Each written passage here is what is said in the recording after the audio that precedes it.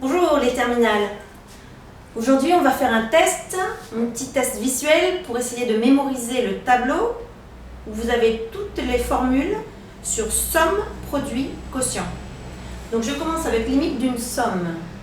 Comment mémoriser les limites d'une somme? Donc vous voyez qu'en fait la situation est celle-ci. Vous avez une première suite qui tend vers quelque chose, une deuxième qui tend vers quelque chose et on veut savoir la limite de la somme. Alors, quels sont les cas qui vont être simples? Quels sont les cas qui vont être compliqués? Donc, on va faire un petit essai. Premièrement, on va prendre deux nombres. Alors, prenons par exemple que la première suite tend vers 3 et la deuxième tend vers 2. Donc là, on est dans le cas où deux suites sont convergentes. La première converge vers 3, la deuxième converge vers 2. Donc, si ce nombre se rapproche de 3, celui-ci se rapproche de 2, eh bien, la logique veut que quand on additionne les deux, de quoi va-t-on se rapprocher? Eh bien, de la somme des deux. Donc là, on est dans un cas très simple.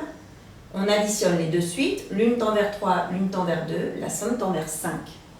Alors, qu'est-ce qui peut se passer? Ben, c'est quand l'infini arrive quelque part que là, on peut avoir un doute. Alors, essayons cette fois-ci. La première suite tend vers un nombre. Et la deuxième, cette fois-ci, tend vers plus l'infini. Que se passe-t-il pour la somme? Alors là, réfléchissez.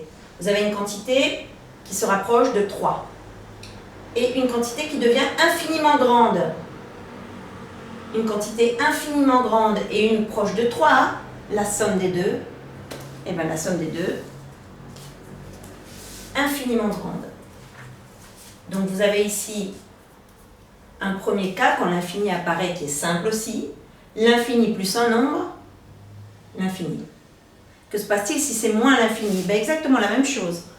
Vous avez moins l'infini ici, moins l'infini un nombre, ben résultat,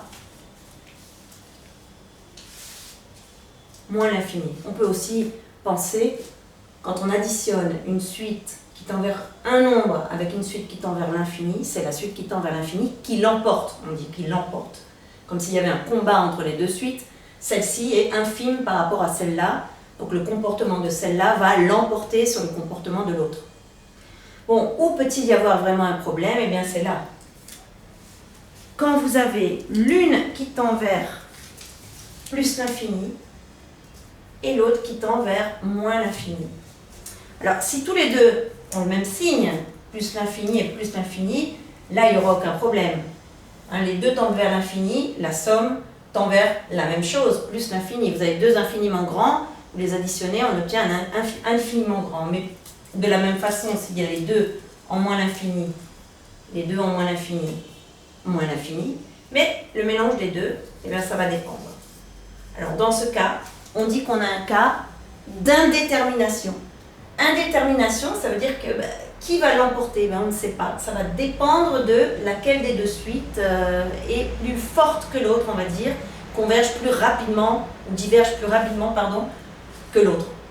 Et comment on va savoir ça? Eh bien, il faudra faire des calculs pour voir lequel des deux, dans lequel des deux cas, lequel des deux termes est le plus puissant, en quelque sorte.